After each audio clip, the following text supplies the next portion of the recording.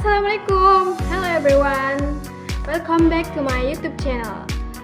Apa kabar semuanya? Semoga selalu sehat dan lancar di setiap kegiatannya. Baik, teman-teman, kali ini kita akan membahas mengenai metode dan teknik dasar pada public speaking. Apa aja sih itu metode dan teknik dasar pada public speaking? Sebelum itu, subscribe, like, share, and comment my videos, and then let's talk about it. Let's go! Nah, teman-teman, metode dasar pada public speaking itu ada apa aja sih? Ada 4 ya, teman-teman. Yang pertama itu ada metode manuskrip. Apa itu metode manuskrip?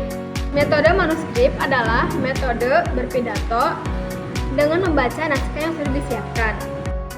Biasanya metode ini digunakan di acara pidato resmi.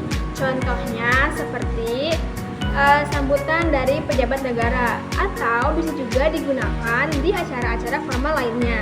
Kemudian apa aja sih kelebihan dan kekurangan mengenai metode manuskrip ini?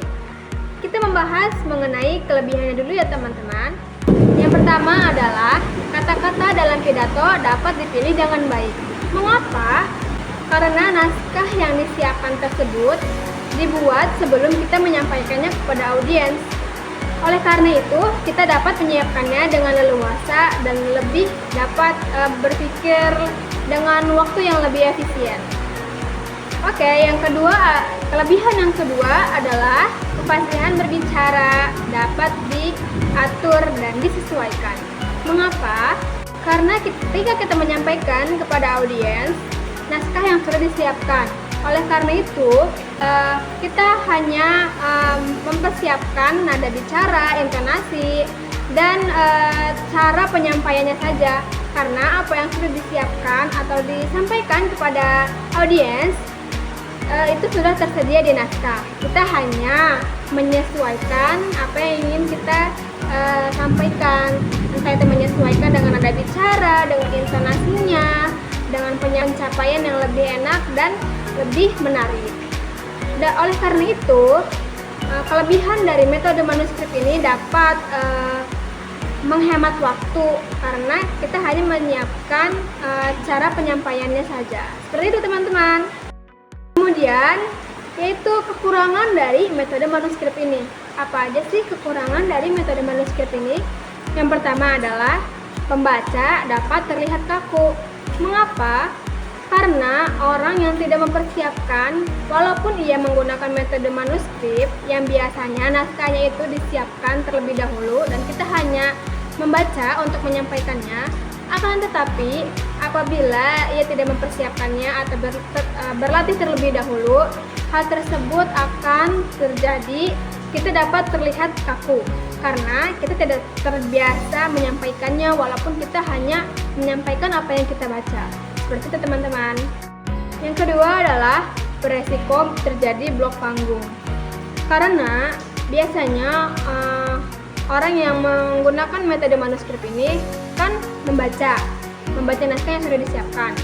Biasanya orang yang membaca itu ya hanya berdiam diri seperti itu. Jadi tidak lebih leluasa dalam menyampaikan sesuatu. Jadi ia hanya berdiri dan sehingga dapat terjadi blok panggung. Seperti itu, teman-teman. Selanjutnya, teman-teman, di sini ada metode yang kedua, yaitu metode memoriter. Apa sih metode memoriter itu? Metode memoriter itu seperti lanjutan dari membaca naskah. Akan tetapi, naskah yang sudah disiapkan itu dihafal terlebih dahulu. Dan ketika kita menyampaikan naskah tersebut, kita tidak membacanya, akan tetapi menyampaikannya dengan apa yang sudah kita hafal. Kemudian, apa aja sih kelebihan dari metode memoriter ini? Yang pertama, kelebihannya adalah gestur atau gaya berbicara dapat disesuaikan. Karena kalau misalnya metode manuskrip itu kan tangan kita terpaku oleh teks atau naskah. Nah, kelebihan dari metode memoriter ini itu karena ia tidak memegang teks dan jadi ia dapat lebih leluasa menggunakan gestur tubuh atau gerakan tangan, dan hal itu dapat membuat audiens lebih tertarik atau lebih memperhatikan kita.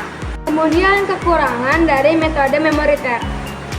Kekurangannya adalah sang penyampai atau yang berbicara itu dapat terlihat kaku apabila ia tidak menghafal teks atau naskah tersebut.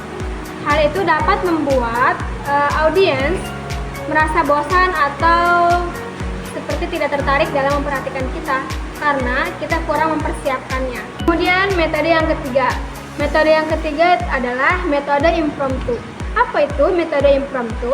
Metode impromptu itu metode yang tidak terjadwalkan atau yang seperti mendadak lah dan tidak ada persiapan. Seperti itu. Nah, jadi seperti itu teman-teman metode dari dasar public speaking.